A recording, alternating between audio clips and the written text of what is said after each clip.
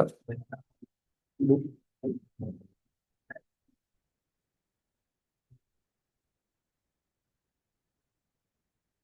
no problem. Is it right? We now call 22-39417, the state of Texas versus Jacoby Broussard. You, Mr. Broussard? Yes, sir. Present with your attorney, Mr. Adams, and the state's attorney. Yes, sir. Earlier, you entered a plea of guilty to the first-degree felony of murder in this case.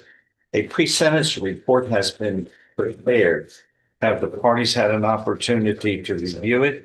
Are there any corrections or changes to it? State I reviewed it. I have no objections or changes, Judge. and defense. Then without objection, it's made a part of the record for all purposes here. The agreement is whatever sentence shall not exceed a cap of 30 years imprisonment. So we really are looking at no less than 5, no more than 30 years confinement in prison. I believe there aren't any other options, correct?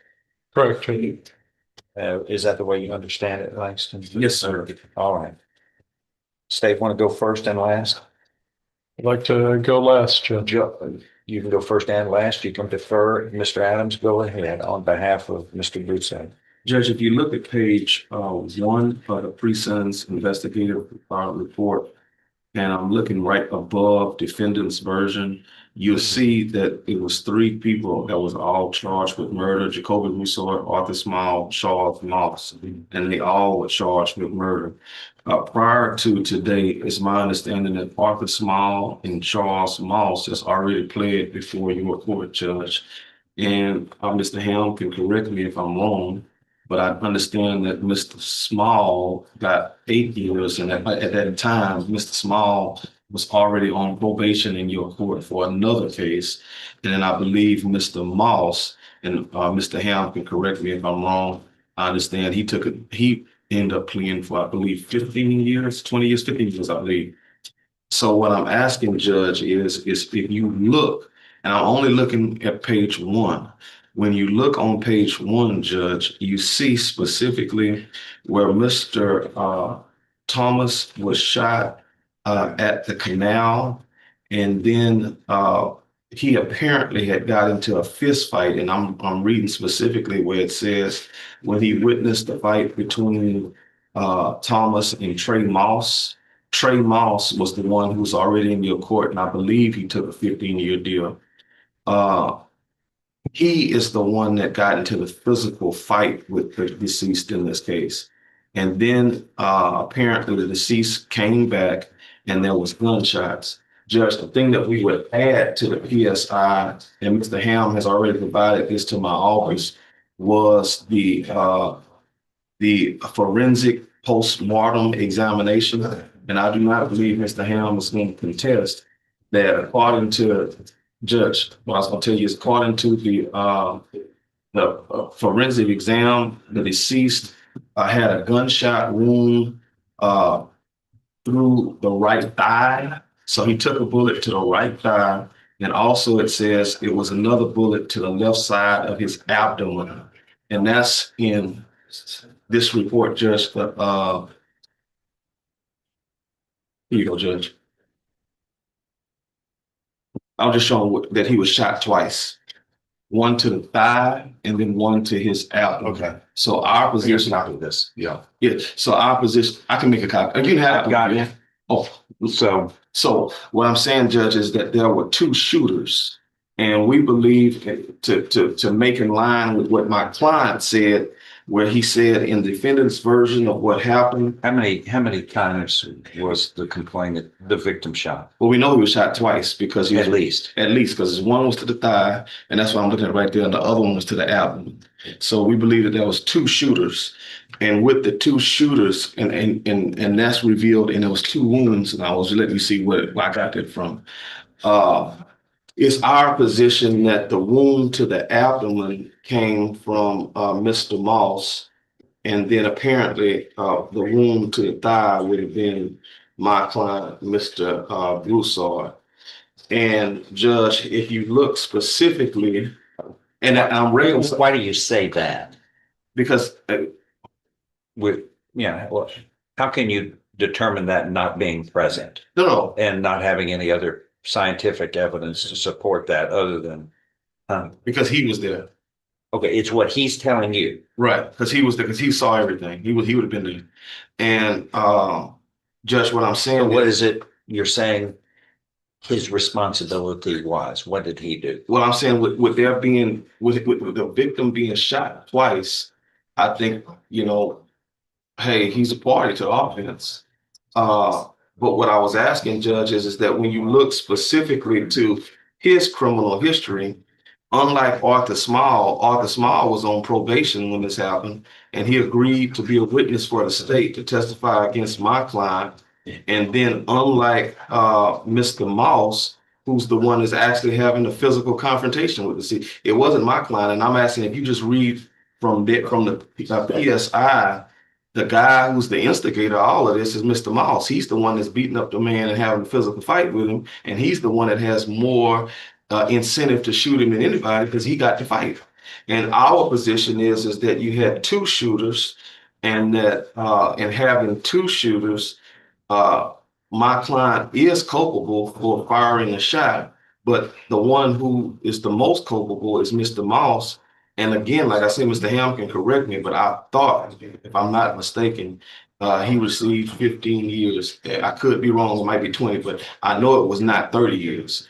And what I'm asking the court is, Judge, is that if the man who we believe is the most culpable got 15, or I know it was no more than 20, then I don't believe my client should get the max out 30 years. And the reason I'm concerned about that is that, Judge, if you look on page 2, I see where the mother went in there said that she wanted him to get 40 to 50 years in prison, and the dad felt that he should get more than 30. But in my opinion, Judge, in arguing on behalf of my client, the person that was most culpable was Mr. Moss. And Mr. Moss did not get a 30-year sentence. And since he didn't get a 30-year sentence, it's not going to be fair for my client to get hit with 30 years when the man who was most culpable was not. And that's why I showed you, Judge, that it was at least two. There's no doubt, according to the autopsy report, it's no doubt he was hit twice. And absolutely no doubt about that. One to the thigh and one to the abdomen. And I think that my guy is responsible for the thigh, but he's not responsible for the one that went to the abdomen. No, you've seen the pre-sentence report. Yes, He's not responsible for anything. no, I didn't say that. That's what he says here. Okay, but He's not, he didn't shoot anybody. no, I hear you. And I So, think that, but you're saying he did shoot somebody. I think that he needs Is that to right? clarify that. Yeah, he needs to clarify that. Oh, he does? Right. Well, he was pretty clear here in that when he pleaded guilty, which was odd, but then he later admits he didn't shoot anybody. That's his inference here. But you're saying he did, even though you weren't there. I wasn't that, Judge, but the thing is, like I said, and the reason why I brought that to your attention, just looking at the autopsy report, to suggest that there was 2 wounds, and there's no doubt about that. I'm not surprised. I'm looking at what all this says. It appears as though 2 people did shoot. That's why 2 people apparently had pleaded guilty. Right, and it's actually 3 people charged. But the pre-sentence report, he's trying to play both sides. I'm guilty, but I'm really not guilty. He can't figure out which one he is, Mr. Dr. Jekyll and Mr. Hyde. And That's kind of a problem. that's why I was trying to reconcile his statements with the objective How do you data. reconcile he didn't shoot anybody who's pleading guilty and he wants to accept responsibility? How does that work? How does it work? No, I think that he's going to accept responsibility for But firing. that's not what he says here. When he had a chance, he pleaded guilty under oath, but when he went to talk to the probation office, he changed direction completely. I mean, being truthful and forthcoming is important. Do you know what happened here? A human being died. A human being, one of God's creatures. You had responsibility with that as well as the other person. But you killed somebody. You feel anything bad about that? Yes, sir, I do. Oh, do you? You Yes, sir. certainly weren't forthright here to the probation office. You want to just interrupt me? No, sir. That's the way you are, isn't it? No, sir. I get the feeling you like to control the situation, like you control this shooter. You seem to be the boss. No, sir. Well, that's the way it looks. No, sir, you're the boss, sir. Well, no, that's the way, and that's not the way this pre-sentence report appears. You want to play both sides. I want to make a deal, but I didn't do it. Can't have it both ways. What's it? I'm gonna let you talk for just a second. I want what Dave had to say. You ready, Judge? Yeah, go ahead. Let me address some of the statements by defense counsel so that we can get on the right page. Mr. Small pled to a lesser included offense of manslaughter and received 8 years TDC. That was all part and parcel of an agreement for him to testify against Mr. Broussard. He stated at the time of this incident and reaffirmed during. And you feel, by the way, you feel like that is fair and appropriate under the circumstances? Yes, sir. Go ahead. He's stated early on and then reaffirmed during trial preparation that Jacoby Broussard is the only person that shot Christopher Thomas on that date. There was a fourth person that was there. All this is a part of discovery. That individual's name is Ladarius, and he's Ladarius Lofton, and he's been cooperating since the incident occurred. He was one of the 4 individuals in the car, and thanks to him, he came forward whenever this body was found and told the Port Arthur Police Department about the fact that this young man was actually killed. Up until that time, they had not seen the bullet wounds in the body. The body was found in the ditch, but they mistakenly believed that it was some kind of an overdose. Had Mr. Lofton not stepped forward, we never would have gotten to the point where a murder investigation would have proceeded. He was not charged. He was present at the time, and he says again that it was Jacoby Broussard that was the shooter in this incident. So that's an uncharged individual out of this incident, and the reasons why. Arthur Small was not on probation, as defense counsel said. His agreement is based upon his cooperation. The other defendant, Charles Moss, only entered a plea after Mr. Broussard accepted responsibility. He did that on November 13th. He is waiting sentencing. His agreement was a lesser included offense of a manslaughter. Now, this all goes back to, and the whole reason why we're here talking about a cap of 30 for this individual is that factually, Mr. Adams did get one thing right. There were 2 wounds. There's nothing I can prove that there were 2 shooters. There was, we have firearms reports, and the experts were ready to come forward to show that the 2 wounds that occurred on this came from one gun, not from separate guns. So we know that fits with what the other 2 witnesses were prepared to testify, that puts a responsibility on this man for killing Christopher Thomas on that day. There's no doubt that the facts are that Mr. Moss was involved in the situation. There was a fight between Mr. Moss and Mr. Thomas prior to the incident, but there's no evidence other than this man's suggestion that Charles Moss was a shooter. And I agree with Your Honor, as you always do. You honed in on the fact that he wasn't accepting responsibility. He really hasn't done it today. His lawyer has. He stated emphatically in the PSI report that he was there, but he didn't do it, that it was Charles Moss, shifting the blame over to him. The only thing that's good about that is that him making those kind of statements led to Moss accepting responsibility afterwards. But it doesn't step away from the fact of he killed a man. He killed a man that day. He left him there in a ditch, half clothed, shot in 2 different spots, and he's the one that's responsible for it. His parents are hurting. You can read that.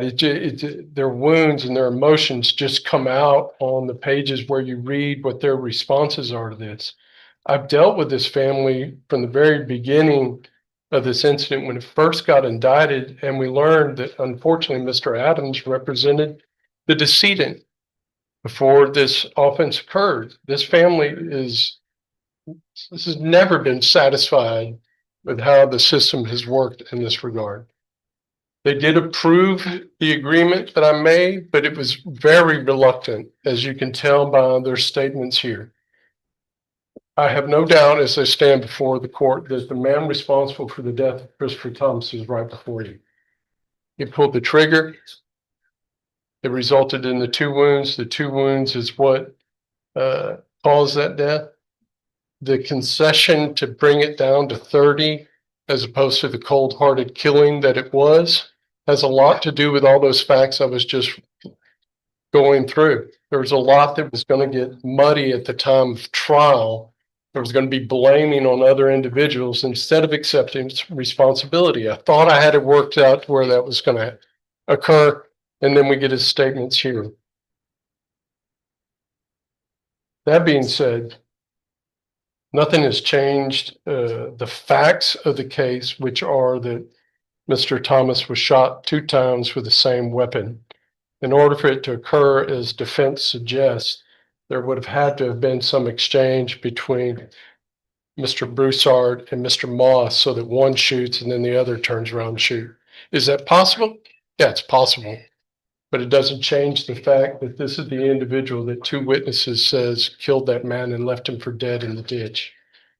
30 years is what's appropriate. Judge, one point that Mr. Hamlin is leaving obvious is that witness, Mr. Small, has made multiple statements. When he first was approached and gave an interview, he said one thing. Then later on in the case, when the DA's office investigated, he says another thing. My only point is that Judge Moss, as Mr. Ham stated, has entered into a plea agreement, and he's saying it's coming back for sentencing. It wasn't a 30-year cap on Mr. Moss. And what I'm saying, Judge, is by way of extrapolation and by way of deduction, when you read the first page of the PSI, it was Moss who had a physical fight with this deceased guy. It was Moss that was the one that was throwing blows with him, punching him. That was Moss. And the deceased came back. So if out of everybody there, the guy, in my opinion, that would have been the most heated, the most angry, is going to be the one who had the physical fight. And what I was trying to say, Judge, and that's why I kept pointing out about the 2 wounds, one to the leg and one to the stomach. You had 2 shooters, and that Mr. Moss is going to leave out of here with what, 15 years or something on the cap that he made for Mr. Moss. What I'm saying is that my client should not get 30 when, if you look at his criminal history, to my understanding, Judge, when you look on the last page, he doesn't have that criminal history at all.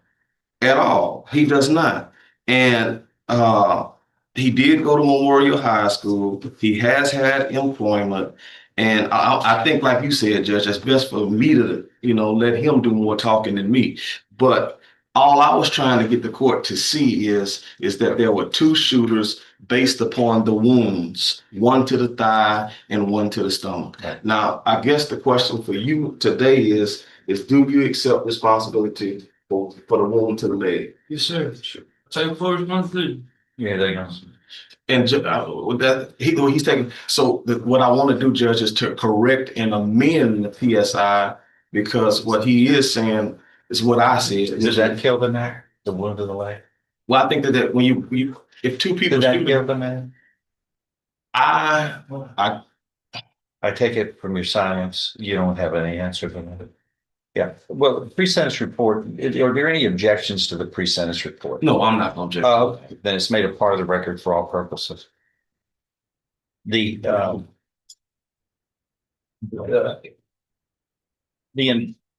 to the authorities that investigated this case, they disagree with you. Yes, sir. It is determined that Jacoby decided to fire shots at Thomas, striking him multiple times. After he shot Thomas, they left the scene. And then the next morning is when the deceased's body was found in the canal, left to die. Yes, sir. And really, both folks who did the shooting here, the defendant and the other co-defendant, have much culpability since they acted together. The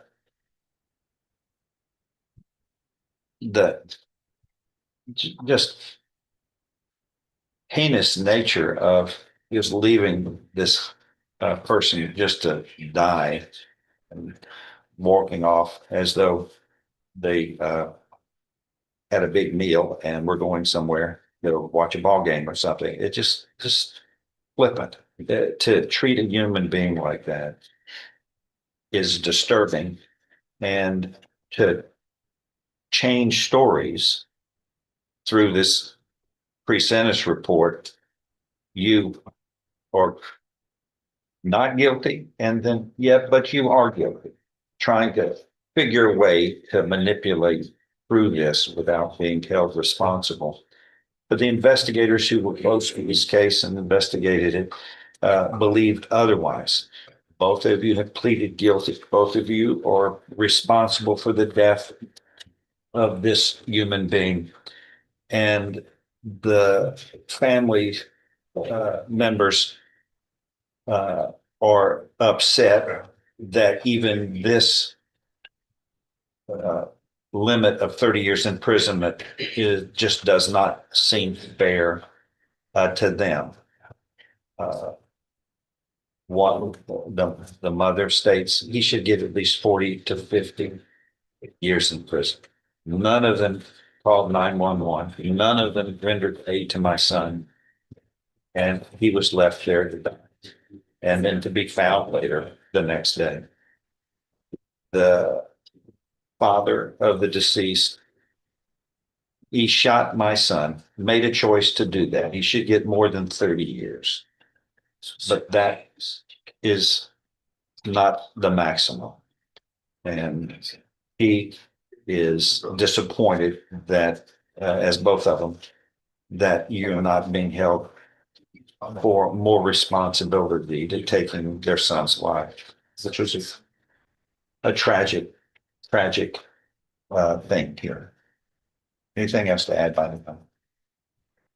No, I was just asking Judge, since the other guy who was the fighter did a cap deal that was what less than the 30 years, and as to my understanding, that cap was around 15.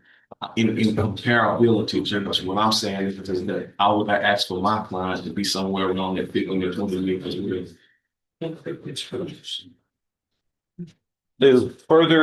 Through investigation, again, the authorities think otherwise about the responsibility of your client. It was determined that Jacoby decided to fire shots at Thomas, striking him multiple times. That's what they think from their investigation.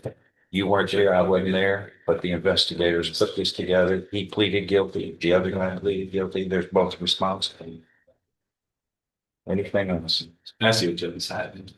Mr. Broussard, anything else you want to add? I apologize. I'll take full responsibility. How do you take the life back? Sir, I wish I can. Yeah, well, do you think an apology makes a difference to that family? I sure, and I want to apologize to the family. It didn't happen. It shouldn't happen. They don't, I guess they're going, there's not much they can do about it, but they want their child back. Can you do that? Sure. You shouldn't have taken it away from them. Another human being. It's not, it was our creator who created it, like created you. You have no right to take it away. You understand? Yes, sir. You have to pay a price. You pleaded guilty in this case voluntarily. You were mentally competent to do so. You understood and appreciated the consequences of pleading guilty. There was sufficient evidence supporting your guilty plea from State's Exhibit 1 admitted in the plea hearing to find you guilty beyond a reasonable doubt. I now find you guilty beyond a reasonable doubt of this first degree felony of murder. I am following this agreement. You are hereby sentenced to confinement in the institutional division of the Texas Department of Criminal Justice to serve a term of 30 years. The judgment shall reflect that a deadly weapon, namely a firearm, was used in the commission of this offense. It will be rendered on the judgment. You will be given credit for all time you have served and a direct relationship to this case. This is the sentence. This is what's fair and just. Unfortunately, I would just wish there was something in the law we could figure out how we could bring life back. But it is forever when it's taken away and you were responsible. That is all.